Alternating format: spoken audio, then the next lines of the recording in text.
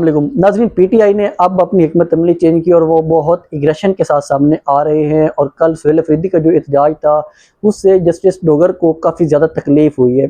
आज जब उनके पास इमरान खान साहब का केस था, उनकी तकलीफ नज़र आ रही थी कि वो किस तरह कंप्रोमाइज़ होकर बैठे हैं और वो किस तरह इमरान खान साहब को फंसा के एक ट्रैप करके आगे लेके जाना चाहते हैं, वो मैं आपके सामने रखूँगा। और जो एक मीटिंग हुई है सलमान राजा के चीफ जस्टिस सुप्रीम कोर्ट से, उसके बाद एक नई ट्रक की बत्ती पीटीआई को दे दी गई, क्योंकि ये जो सिस्टम है अब ये मुकम्मल तौर पे जजेस को कंट्रोल कर रहे हैं। और ये जो बातें कहते हैं कि हम इस तरह कर लेंगे इस तरह कर लेंगे, वो पीछे जब इनको इनके एक बड़े साहब अच्छे लोग इनको कहते हैं कि आप इस तरह इनके साथ करें, तो ये उस तरह करते हैं। जो मीटिंग हुई है सलमान राजा की, उसके बाद ये चीज़ें सामने आई हैं। और सुहेल अफरीदी की जो प्रेस कॉन्फ्रेंस हुई है वो बहुत सख्त प्रेस कॉन्फ्रेंस कर रहे थे सुहेल अफरीदी, क्योंकि कल उनके ऊपर गोलियां भी चली हैं और बहुत ज़्यादा उनके ऊपर शेलिंग हुई है और वहाँ पे गिरफ्तारियां भी कुछ लोगों की हुई हैं। तो वो सारी चीज़ें मैं आपके सामने रखूँगा, लेकिन सबसे पहले मैं बताऊँ आपको जो जस्टिस डोगर के पास इमरान खान साहब का केस लगा हुआ था।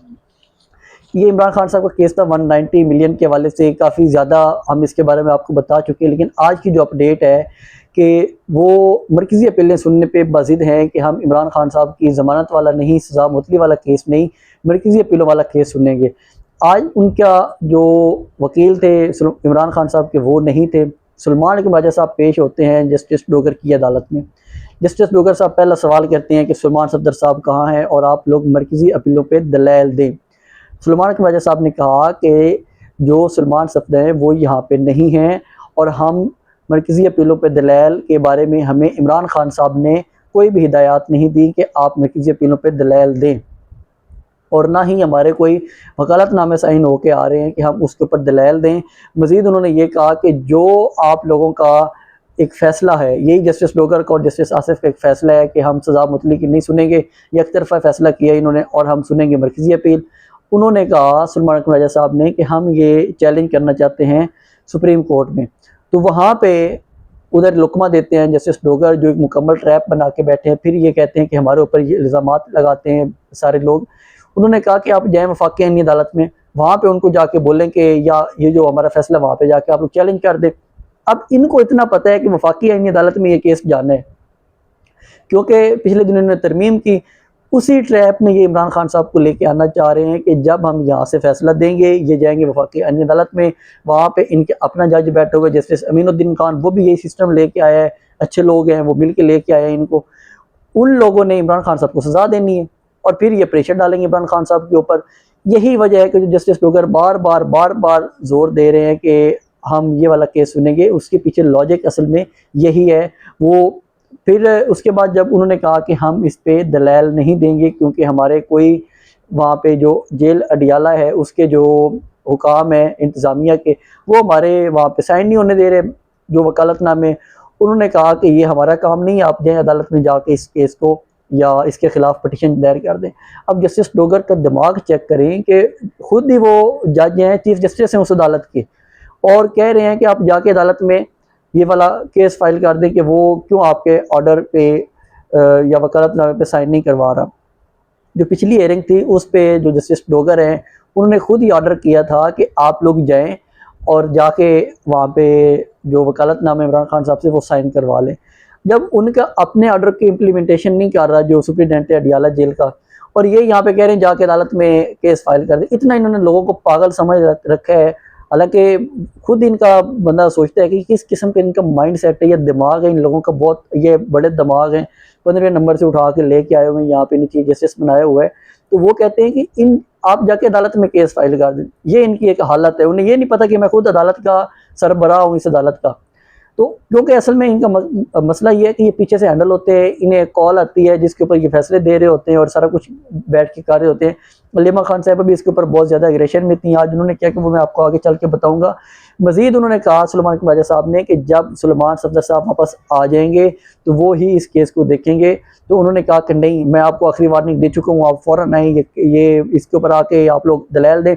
मतलब कि धमकियाँ उनकी ख़त्म नहीं हो रही, वो यहाँ पे चीफ जस्टिस बन के बैठे हुए हैं। असल में मसला ये है कि जब एक बड़े ओहदे पे ऐसे छोटे लोगों को बिठा दिए जाते हैं ना, उनको पता ही नहीं होता कि हमारे अंदर काबिलियत क्या है। अब इनको वो पता ही नहीं है कि ये चीफ जस्टिस है और उनको पता नहीं है कि भाई केस मेरी अदालत में आके इन्होंने चैलेंज करना है। उसके बाद उन्होंने कहा कि हम आपको आखिरी मौका दे रहे हैं, आप तैयारी कर लें, मज़ीद जो हम आपको मौका भी नहीं देंगे और आपके हम अगली पेशी पे दलाइल सुनेंगे। और उन्होंने गैर मुअय्यना मुद्दत के लिए इस केस को मुलतवी कर दिया। अब इनको बहुत जल्दी लगी हुई है। असल में मसला ये है कि जो 28वीं तरमीम चल रही है ना, उसने इन सारों को घेर के रखा हुआ है। जब इमरान खान साहब की हुकूमत थी तो ये जो अभी इलेक्शन कमिश्नर बैठा हुआ है चीफ सुल्तान राजा जो है, जब ये लगा तो ये फ़ौरन से इमरान खान के खिलाफ फैसले देने लग गया। तो अभी जो एक पिंकी वाला केस था, वो पिंकी अब आके नाम बता रही राजा परवेज़ अशरफ का। अब राजा परवेज़ अशरफ कहते हैं कि देखें जी, हमें तो पता नहीं है, जो लोग ये नाम दिलवा रहे हैं पुलिस वाले, उनके खिलाफ कार्रवाई होनी चाहिए। तो पुलिस वालों में इतनी जुर्रत नहीं होती, हालांकि वहाँ पे इन लोगों की अपनी हुकूमत है पीपल्स पार्टी की, और वो नाम दे रही है राजा परवेज़ अशरफ का। ये इनकी हालत है। इनको पता है कि इनके पीछे कौन लोग लग चुके हैं। ये अभी ना करें ना 28वीं तरमीम, तो इनको ये जो अच्छे लोग हैं पाकिस्तान की, जो बहुत ही अपने आप को समझते हैं कि हम ही यहाँ पे सुपीरियर हैं, तो वो इनको ठीक ठाक इनकी लिटरेशन भी करेंगे सियासी तौर पर, इनको बताएंगे भी सही, सियासी भी क्या, वो वैसे भी इनकी लिटरेशन करेंगे ठीक ठाक, क्योंकि आगे आने वाले दिन जो हैं इन लोगों के लिए काफ़ी सख्त बनने वाले हैं।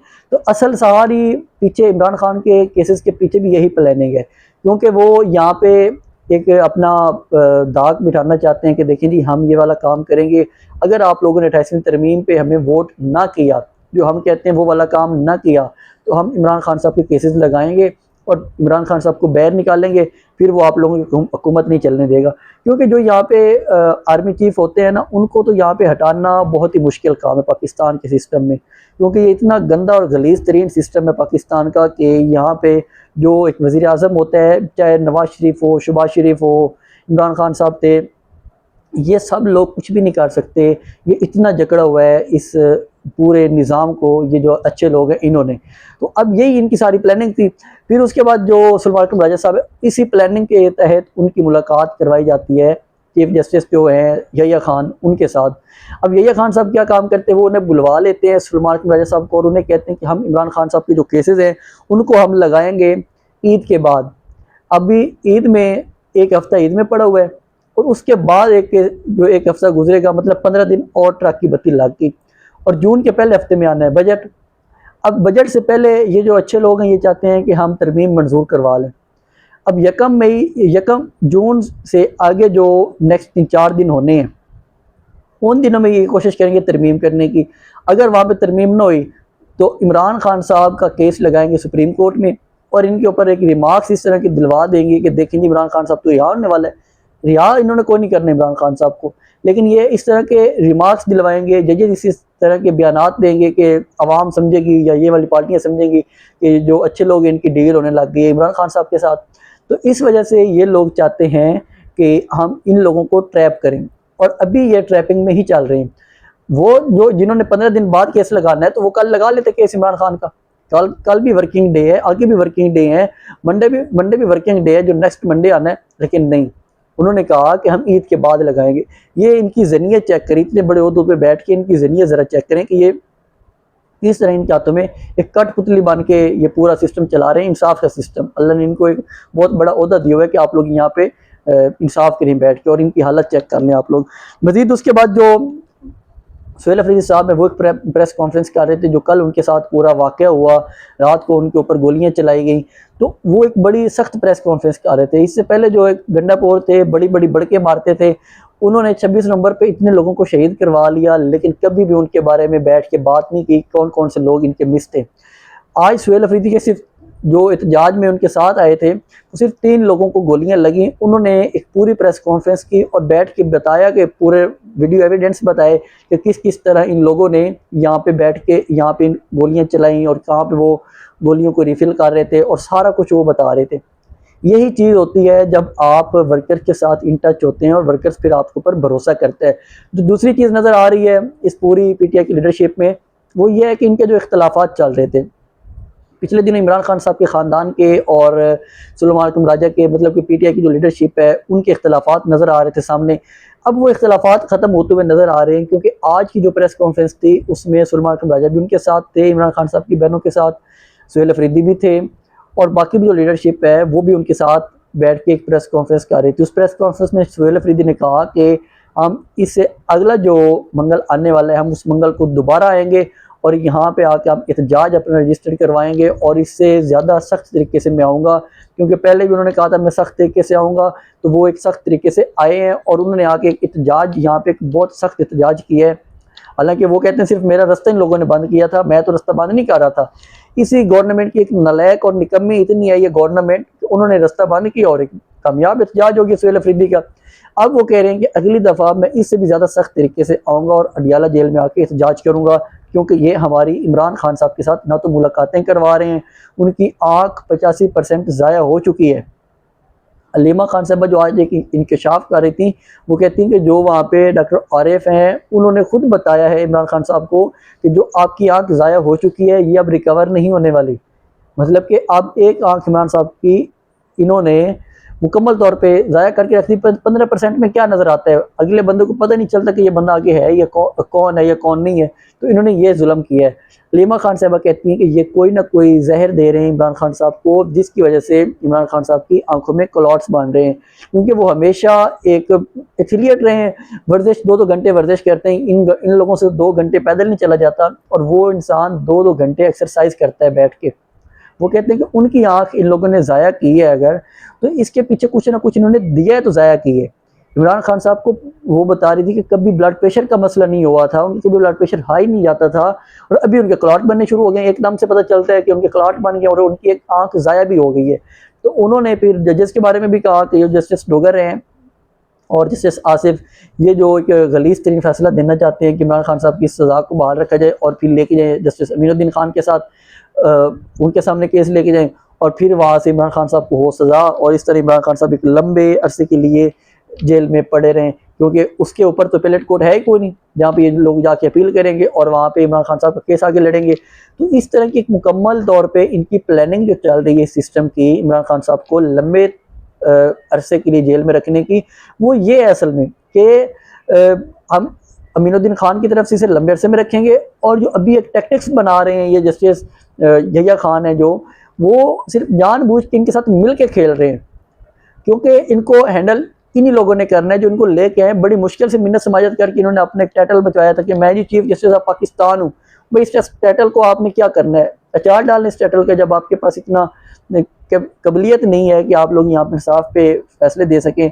तो ये मुकम्मल तौर पर इनकी जो एक प्लानिंग चल रही थी वो मैंने आपके सामने रखी है। तो अब सुहेल अफरीदी का एहतजाज, PTI का मुतफिक होना, महमूद खान चकज़ई का एक्टिव होना, ये सारी चीज़ें बता रही हैं कि कुछ ना कुछ या तो बैकडोर पे राब्ते चल रहे हैं। उन्होंने कहा है कि आप कुछ ना कुछ तो आवाम के अंदर मोबिलाइज दिखाए ना कि हमारे कोई डील नहीं हो रही, हम एक बिल्कुल सही तरीके से आ रहे हैं।